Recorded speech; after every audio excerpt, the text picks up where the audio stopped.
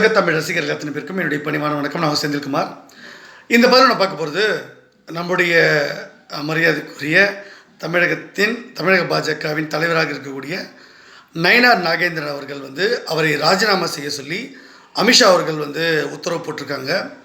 ஏற்கனவே இந்த நிர்வாகிகள் புதிய நிர்வாகிகள் பட்டியலை நீங்கள் வெளியிடணும், அதுக்காக நீங்கள் முக்கியமான ஆலோசனை பண்ணணும் அப்படின்றக்காக நீங்கள் என்னென்ன பட்டியல் வச்சுருக்கீங்களோ அது எல்லாத்தையும் எடுத்துக்கிட்டு என்னை பாருங்கள் அப்படின்னு சொல்லியிருக்காங்க. அதன் அடிப்படையில் நேற்றைக்கு கிளம்பி நம்முடைய மரியாதைக்குரிய நயினார் அவர்களும் அப்புறம் மேலிட பொறுப்பாளர் அவங்க எல்லாருமே கிளம்பி போயிருக்காங்க. போயிட்டு அவங்கள பார்த்துருக்காங்க, பார்த்து பேசியிருக்காங்க. அதில் ஜேபி நட்டாவெலாம் பார்த்து பேசின அந்த புகைப்படங்கள்லாம் வெளியாகிருக்கு.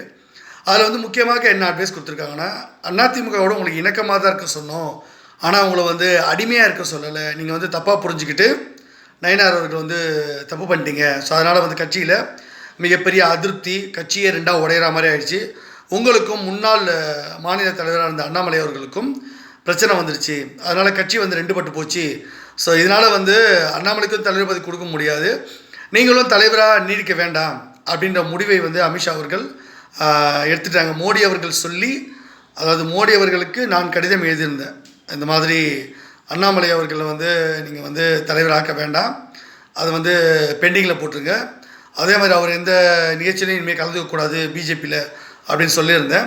அது மட்டும் இல்லை, நயினார் அவர்களும் 6 மாதம் உடம்பு சரியில்லைன்னு விடுப்புக்கு அனுப்ப சொல்லிவிடுங்க அப்படின்னு சொல்லிட்டேன். மரியாதைக்குரிய வானதி சீனிவாசன் அக்காவை ஏற்கனவே நான் பரிந்துரை பண்ணியிருந்த வானதி அக்காவோட பெயரை மறுபடியும் பரிந்துரை பண்ணியிருந்தேன். அவங்கள தலைவராக கொண்டு வாங்க. ஏன்னா அவங்க நம்ம சித்தாந்த அடிப்படையில் நம்ம சொல்கிறதெல்லாம் கேட்பாங்க, என்ன அவங்களுக்கு நல்லாவே தெரியும். அப்போது நான் சொல்கிறதுனுடைய வியூகங்கள் எப்படின்றது அவங்களுக்கு அந்த அனுபவம் இருக்குது, நல்லா பரிச்சயமானவங்க. நான் சொல்கிறது கேட்டு நடப்பாங்க கரெக்டாக.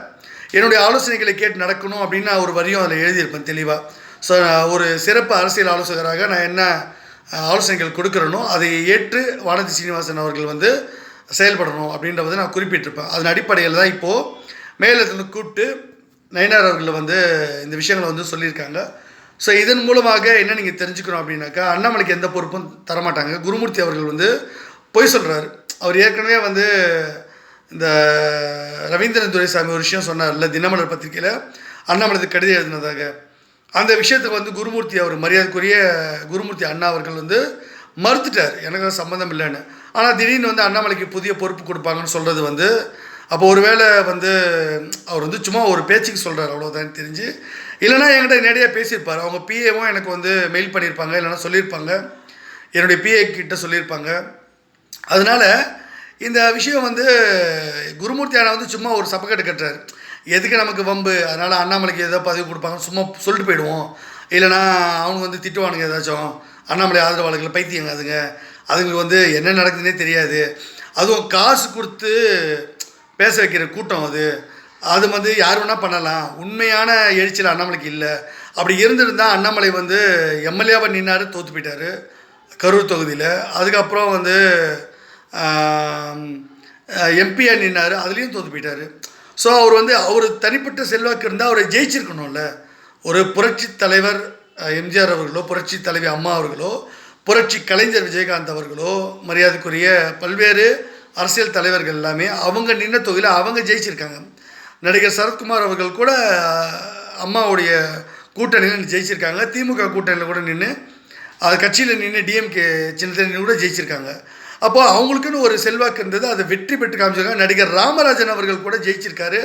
ஆனால் இந்த பன்னாடை அண்ணாமலைக்கு ஜெயிக்கிறதுக்கு வக்கு இல்லை. ஆனால் வாய் மட்டும் வாய்க்கா மாதிரி இருக்குது. அப்பா அப்பா அப்பா, இமயமலேருந்து கன்னியாகுமரிக்கு வாய் அவ்வளோ வாய் இருக்குது, வெறும் பேச்சு. சொல்லுவாங்கள்ல, குலைக்கிற நாய் கடிக்காதுன்னு, அது குலைக்கிற நாய் அண்ணாமலை. அதுக்கு அறிவு சொன்னால் புரியவும் மாட்டேங்குது. பெரியவங்க சொல்லுவாங்க சொல் புத்தி இருக்கணும் இல்லை சுய புத்தி இருக்கணும்னு, ரெண்டுமே அதுக்கு இல்லை. அது இன்னமும் பெரிய பார்க்காததை பார்த்துருச்சு இல்லை, காசு பணம் பதவின்னு. அது 5க்கும் 10க்கும் லஞ்சம் வாங்கி தெரிஞ்ச ஒரு போலீஸு, இது ஐபிஎஸ் படித்து சும்மா கதை விட்டுட்டு இருக்குது. அது ஹிஸ்ட்ரியெல்லாம் எடுத்து விட்டோன்னு நாரி போயிடும். வேண்டாம், ஒரே கட்சி இருந்தாலும் சொல்ல விரும்பல, இதோடு நிறுத்திக்கிறேன். ஆனால் அவனுக்கு அறிவே கிடையாது. அவன் காசு பணத்தை பார்த்த உடனே பெரிய பெரிய ஆளுங்களுடைய லிங்க்கு குறைச்ச உடனே பெரிய ஆள் மாதிரி சீன் போட்டுருக்கான்.